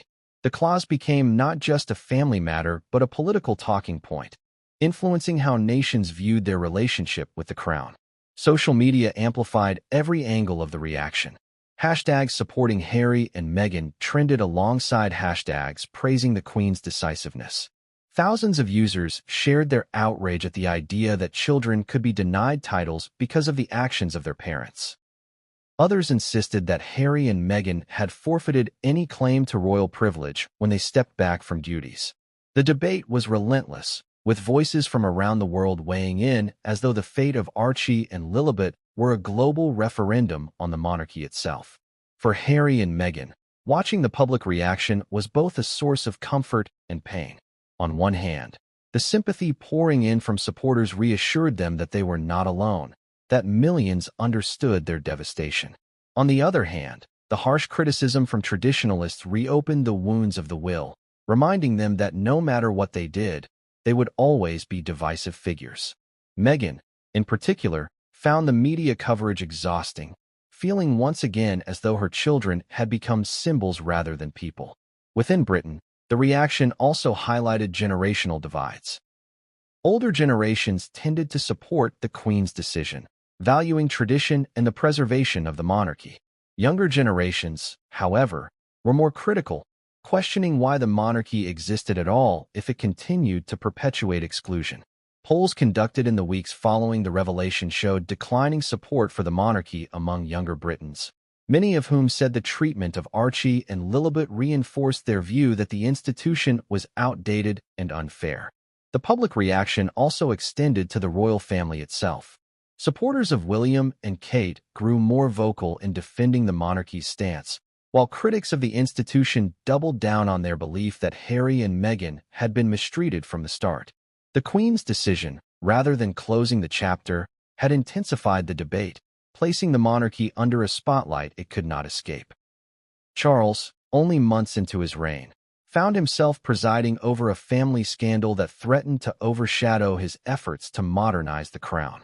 The reaction was not only about sympathy or criticism, it was also about symbolism. To many, Archie and Lilibet represented the future of a more diverse monarchy, one that could connect with a changing Britain and a global audience. Their exclusion felt like a rejection of that possibility, a signal that the monarchy would remain bound by old definitions of who belonged and who did not. The decision carried an emotional weight that transcended titles, striking at the heart of how people perceive the royal family's role in the 21st century. As weeks turned into months, the public reaction did not fade. Documentaries, op-eds, podcasts, and books dissected the decision, keeping it alive in the global conversation. Supporters of Harry and Meghan framed it as proof of systemic injustice, while defenders of the monarchy insisted it was about safeguarding the institution. The debate became a mirror through which people projected their own beliefs about family, tradition, and progress. Chapter 9 closes with the recognition that the Queen's decision, though written in the privacy of her will, became a matter of public debate that reached across nations and generations. The reaction revealed not only the fracture within the royal family, but also the divide in how the monarchy itself was viewed. For some, the clause was a masterstroke of preservation. For others, it was a stain on the Queen's legacy. But for everyone, it was a reminder that the monarchy, though cloaked in tradition, remains inseparable from the world that watches and judges its every move. The monarchy does not exist in a vacuum. Every decision a sovereign makes, even in something as personal as a last will and testament, reverberates through the machinery of law, tradition, and constitutional precedent. When it became known that Queen Elizabeth II had inserted a clause denying Archie and Lilibet royal titles, the question arose almost immediately: could such a clause even carry legal weight? The British monarchy is built on centuries of overlapping rules, unwritten customs, and carefully maintained traditions. And yet, the Queen's final word carried such authority that it silenced even the loudest doubts. Still, lawyers, historians, and constitutional scholars rushed to examine what it meant, what it allowed, and whether it could ever be challenged. At the heart of the discussion were the 1917 letters patent issued by King George V. That decree established that all grandchildren of a reigning monarch in the direct male line would be entitled to princely styles. By that standard, once Charles became king, Archie and Lilibet were automatically eligible to become prince and princess. For decades, this rule had been taken as unquestionable precedent. What Elizabeth's will revealed was that the monarch could, by personal instruction, carve out exceptions. In doing so, she reminded the world that the monarchy, while bound by law, also bends to the sovereign's discretion. It was an unsettling reminder of the monarch's unique position, neither entirely above the law nor entirely bound by it. Constitutional experts debated whether Elizabeth's clause was enforceable. Some argued that wills, by nature, distribute personal assets and could not overturn standing constitutional instruments. Others pointed out that the Queen's word carried extraordinary weight, even when not codified in formal law. If Charles were to contradict her will by granting titles to Archie and Lilibet, it would not be illegal, but it would be seen as an open act of defiance against his mother's final wishes. The monarchy thrives on symbolism, and such defiance would weaken the aura of continuity that is central to its survival. Thus, even if Elizabeth's clause did not carry legal force in the strictest sense, it carried a moral authority that was equally binding. The constitutional fallout also raised questions about the monarchy's adaptability. If one monarch could write clauses that reshaped royal tradition, what did that mean for the future? Could a sovereign's personal will become an instrument of constitutional change? Could future monarchs use their wills to redefine succession or alter the balance of power within the family? These were not abstract questions. They went to the heart of what monarchy meant in a modern democracy. Critics warned that giving too much weight to a sovereign's personal testament blurred the line between private family decisions and constitutional governance. Supporters countered that Elizabeth's clause was a protective measure, not a precedent for sweeping change. For Harry and Meghan, the constitutional debates were cold comfort. Legal experts could argue endlessly about whether the clause held weight, but the reality was clear: Charles would not override it. The public nature of the will, the reverence for Elizabeth's legacy, and the need to present a united front made it impossible. Even if the clause was technically symbolic, it had become politically binding. To challenge it would risk undermining the monarchy at a fragile time, just as Charles was consolidating his reign. Harry may have considered the possibility of legal recourse, but such a challenge would have been unprecedented, and any attempt to drag the monarchy into court would only deepen the rift beyond repair.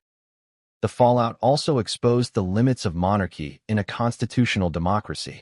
Britain prides itself on its balance of tradition and law, but the will demonstrated how easily unwritten rules could shape the destiny of individuals. Parliament could, in theory, legislate to clarify or overturn such ambiguities, but no politician would risk the backlash of meddling in the Queen's final wishes. The monarchy exists partly because it stands above party politics, and to legislate on its internal affairs would blur that line disastrously. Thus, the clause remained untouched, shielded by the monarchy's unique blend of law and tradition. Outside Britain, the constitutional implications were just as significant. Commonwealth nations, many of which had already questioned their ties to the crown, saw the clause as evidence of an institution resistant to change. Legal scholars in Canada and Australia debated whether such exclusions had any bearing on their constitutional relationships with the monarchy. Though technically symbolic abroad, the decision reinforced the perception that the monarchy was rigid, exclusive, and ill-suited for nations striving to represent diversity and equality. The fallout extended beyond Windsor. It touched the very image of the crown in a global context. Even within Britain, some legal commentators suggested that Elizabeth's decision might one day be revisited.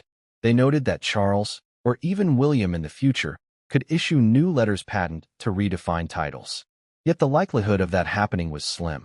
To grant Archie and Lilibet titles later would appear inconsistent, suggesting that the monarchy was swayed by politics or public opinion. Such inconsistency would erode the monarchy's claim to timeless stability. Thus, the clause created a trap. Legally it could be altered, but politically it could not. The legal fallout also sparked debates about transparency. Royal wills, unlike ordinary ones, are typically sealed. The fact that this clause emerged so quickly raised questions about how much influence courtiers had in shaping the narrative. Was the leak intentional, designed to show firmness at the start of Charles's reign? Or was it an unfortunate slip that forced the monarchy into a defensive position? Legal observers pointed out that the monarchy's opacity was both its strength and its weakness, shielding its decisions from scrutiny, but also fueling suspicions when those decisions came to light. For the monarchy, the constitutional fallout was a test of resilience. Elizabeth had used her will to reinforce the crown's authority, but in doing so, she had exposed the fragility of its traditions. If one monarch's personal decision could spark such debate, what would happen when future monarchs faced similar crises? The clause became a precedent, not in law but in practice, showing that the sovereign's personal judgment could reshape expectations. That precedent was both powerful and dangerous, for it gave future monarchs a tool that could preserve the monarchy or destabilize it further. For Harry and Meghan, the legal fallout was almost irrelevant. Their heartbreak was not eased by debates about letters patent or constitutional conventions. Their children remained excluded, and no court, no parliament, no scholar could change the emotional reality of that truth. Yet, for historians and legal experts, the clause would be studied for years as an example of how monarchy and law intersect in ways that blur the boundaries between family and state. The news of the Queen's will did not stay confined to Britain's shores. Across the Atlantic, in the United States, the revelation that Archie and Lilibet had been denied their royal titles was met with fascination, outrage, and endless commentary. For Americans, the story was more than just a royal family dispute. It was a cultural moment, one that tied into broader conversations about race, privilege, power, and identity. Meghan Markle, after all, was not just another royal consort. She was an American woman, a former actress, a figure many Americans had once claimed as their own. The treatment of her children by the monarchy was interpreted as a judgment not only against Meghan but against the values Americans hold dear. The reaction began almost instantly. Major U.S. networks broke the story with headlines that emphasized the perceived injustice. Morning shows led with segments framing the decision as a snub, while late-night hosts turned it into fodder for biting commentary about the monarchy's rigidity. American tabloids, always eager for royal drama, ran splashy covers with Meghan's face in tears, Harry's anguish, and headlines that shouted of betrayal. To an American audience, the decision was baffling. Many could not understand how bloodline alone wasn't enough to guarantee Archie and Lilibet the titles their cousins enjoyed. The nuances of letters patent, succession rules, and constitutional precedent were lost in the noise. What mattered was the optics. Two young children denied recognition that seemed, to Americans, like a birthright. Race was an unavoidable part of the conversation. Ever since Meghan's entry into the royal family, American media had paid close attention to how she was portrayed in Britain. The Oprah interview, in which Meghan spoke of concerns raised about Archie's skin tone, had already left a lasting impression on U.S. audiences. The Queen's will, denying Archie and Lilibet their titles, was seen by many as confirmation of those suspicions. On talk shows and opinion columns, commentators asked whether the decision would have been the same if Meghan had been white. Activists and cultural critics seized on the story as an example of systemic exclusion, pointing out that at the very moment the monarchy could have embraced diversity, it chose to reinforce tradition in a way that left Meghan's children outside the circle. Public figures weighed in as well. Hollywood celebrities who had once mingled with Harry and Meghan at events or supported them publicly were quick to express solidarity. Social media filled with posts from actors, musicians, and influencers condemning the monarchy's decision. To many in the entertainment industry, Meghan was seen as a woman punished for refusing to conform, and her children were viewed as collateral damage. The decision fed into the narrative that the monarchy was outdated and incapable of embracing a global, modern identity. Political voices also joined the chorus. In the United States, where Republican values run deep, criticism of the monarchy has always had a place. But the will gave it fresh urgency.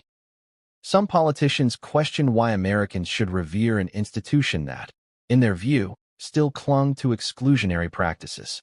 Others pointed out the irony of a monarchy denying titles to children born in California, a state that epitomizes freedom and reinvention.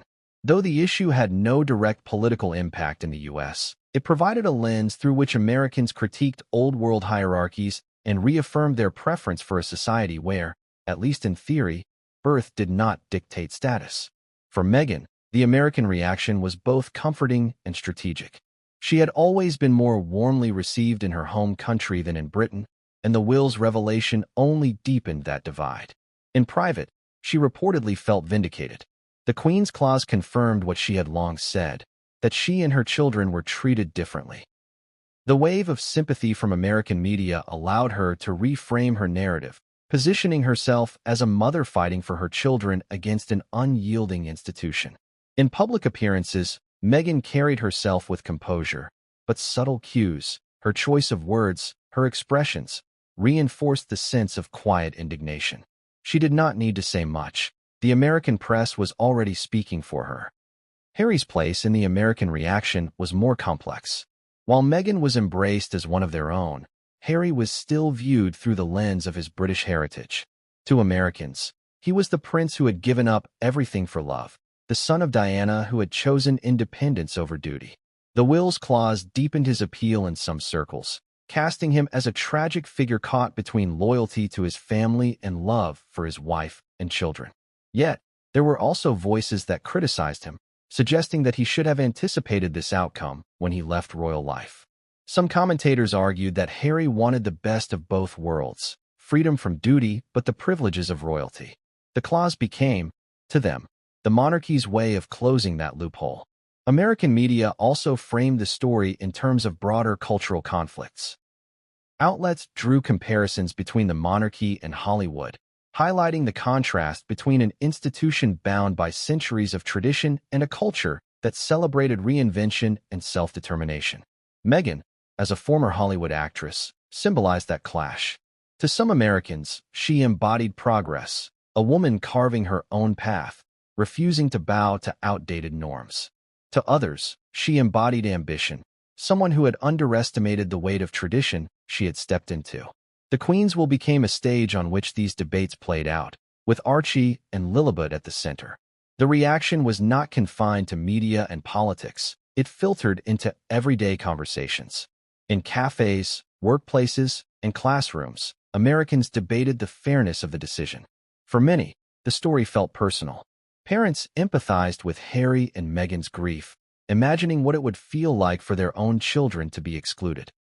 Others dismissed the issue as trivial, arguing that titles were ceremonial and irrelevant in a modern world. Yet even those who dismissed it could not resist discussing it. The story captured attention precisely because it blended family drama with institutional weight, love with politics, tradition with modernity. The American perspective also raised questions about the monarchy's relevance in the 21st century. If it could not embrace diversity within its own family, critics asked, how could it remain relevant in a world that increasingly valued inclusion? The decision about Archie and Lilibet became a metaphor for the monarchy's struggles. To Americans, it confirmed their suspicion that the institution was incapable of evolving.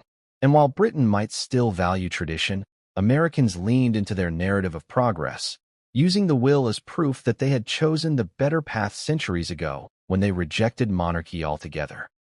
Chapter 11 closes with the image of Meghan reading the flood of headlines from across the Atlantic, her face reflecting both pain and determination. For her, the American reaction was more than sympathy, it was a lifeline.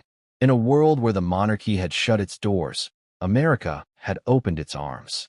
For Harry, the reaction was bittersweet, reminding him of what he had lost, but also of what he might still build.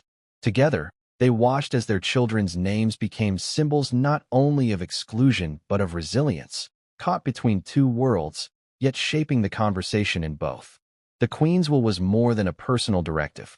It was also a symbolic act with deep implications for the line of succession and the future identity of the monarchy. At first glance, the denial of titles to Archie and Lilibet may have seemed like a family matter, an internal dispute with limited consequences. But in truth, the clause was a carefully considered move that spoke volumes about how Elizabeth viewed the monarchy's survival in a world where tradition was constantly colliding with change. Every choice she made, every word she left behind, was steeped in symbolism, and none more so than her decision to place Harry's children outside the circle of titled royalty. The monarchy is built on continuity, and succession is its backbone. The line of succession has always been about more than blood. It is about legitimacy, about ensuring that the public sees each heir as an unbroken link in a thousand-year-old chain. Titles play a critical role in reinforcing that perception. They are not simply honorifics, but signals to the world of who belongs at the center of the crown and who does not. By denying Archie and Lilibet those signals, the Queen was doing more than excluding them personally. She was protecting the symbolism of succession itself. At the time of her death, the line of succession placed Archie and Lilibet 6th and 7th in line to the throne, following Charles, William, George, Charlotte, and Louis. Their place in the order was never in question. Birth alone secured that. But their role within that order was another matter. Without titles, they would never be viewed as central figures in the monarchy's story. Instead, they would exist on its margins, acknowledged by blood but not elevated by symbolism. The Queen's will effectively drew a boundary around the core line of succession, ensuring that William's children would carry the full weight of royal identity while Harry's children would not. This distinction was not new in royal history. Monarchs have often used titles to draw clear lines between heirs and spares, between the core family and the extended branches. By repeating that pattern, Elizabeth was signaling her belief that the monarchy must remain tightly focused on those who would one day sit on the throne. In her mind, extending titles to Archie and Lilibet would only blur the picture, confusing the public about who truly mattered in the line of succession. The symbolism of exclusion was just as powerful as the symbolism of inclusion. For the public, the denial of titles also carried symbolic weight. It reinforced the perception that the monarchy had chosen William's family as the face of its future. George, Charlotte, and Louis were presented to the world with their titles intact, dressed in tradition, standing as visible heirs to continuity. Archie and Lilibet, by contrast, were left without those symbols, their absence speaking louder than words. It was a stark reminder that succession is not just about who stands where in a line. It is about who carries the image of monarchy in the public imagination. For Harry and Meghan, the symbolism cut deeply. Meghan, in particular, had always argued that titles represented protection and belonging. Without them, she feared her children would be treated as outsiders, forever marked as different. For Harry, the symbolism was even more personal. He had lived his life as the spare, constantly overshadowed by his brother, and now he saw the same fate etched into the future of his children. The Queen's decision was not just about titles. It was about repeating a pattern of hierarchy that had defined his life and now threatened to define theirs. The Queen's will also raised questions about how the monarchy balanced tradition with symbolism in an age of intense media scrutiny. Modern audiences are not content with quiet symbolism. They demand explanations, justifications, and transparency. Yet the monarchy thrives on ambiguity, on rituals that are never fully explained. The denial of titles to Archie and Lilibet fit this pattern perfectly. A silent gesture, loaded with meaning, left open to interpretation. Was it about preserving the dignity of the crown? Was it about punishing Harry and Meghan? Was it about ensuring that only those who performed duties carried the weight of titles? Each interpretation carried different implications, and the lack of clarity fueled endless debate. Symbolism also extended beyond Britain. In the Commonwealth, the decision was read as a message about who the monarchy embraced and who it did not. For nations already questioning their ties to the crown, the exclusion of Archie and Lilibet was interpreted as evidence that the monarchy remained rigid, clinging to narrow definitions of belonging. To them, the symbolism of denying titles to mixed-race royal children undermined the crown's attempts to present itself as modern and inclusive. The Queen's decision, intended to preserve the monarchy, risked weakening its symbolic power abroad. Within Britain itself, the symbolism of the will intersected with generational divides. Older Britons, who had grown up with the Queen as a figure of stability, saw her decision as another example of her wisdom, protecting the monarchy from scandal and distraction. Younger Britons, however, were less convinced. To them, the exclusion of Archie and Lilibet seemed petty, an outdated gesture that highlighted the monarchy's unwillingness to adapt. Polls reflected this divide, with support for the monarchy declining among younger generations who interpreted the symbolism as exclusionary rather than protective. The Queen's decision also reinforced the symbolism of sacrifice. Throughout her reign, Elizabeth had embodied the idea that monarchy requires personal sacrifice for the greater good. She had put duty above personal preference time and again, and her final will reflected that same ethos. By excluding her great-grandchildren, she was sacrificing family harmony to preserve institutional strength. It was a painful choice, but one she believed necessary. The symbolism of that sacrifice, choosing crown over kin, was one that would define her legacy as much as any speech or ceremony. For Charles, the symbolism was particularly heavy. As king, he was tasked with enforcing the Queen's will, making her symbolic act his own. His silence in the face of Harry and Meghan's grief symbolized the monarchy's unyielding devotion to continuity. For William, the symbolism was reassuring. It confirmed his children as the future of the crown, unchallenged and undisputed. For Harry, it was devastating. The symbolism of exclusion felt like the erasure of his family's place in history. Chapter 12 closes with the image of the monarchy itself, standing as both a legal institution and a symbolic one. The denial of titles to Archie and Lilibet was not just about who carried the names of prince and princess. It was about who represented the future of the crown, who belonged at its center, and who was left outside. The Queen's decision spoke in silence, but the message was clear. Succession is not only a line of inheritance, it is a story of symbolism, and in that story, Archie and Lilibet were written out. The Queen's will had landed like a thunderclap in Harry and Meghan's lives. The grief, the fury, the heartbreak, they were raw, but they were only the beginning. Once the tears dried and the silence between them settled into heavy air, the couple faced the pressing question, what next? For Meghan, there was no hesitation. She believed they had been dealt an injustice, one that needed to be addressed publicly. For Harry, the answer was more complicated. Torn between loyalty to his late grandmother's memory and his duty as a father, he struggled to decide how best to move forward. Together, though, they understood one thing clearly. Their next move would define their future, both within America and in the eyes of the world. Their first instinct was retreat.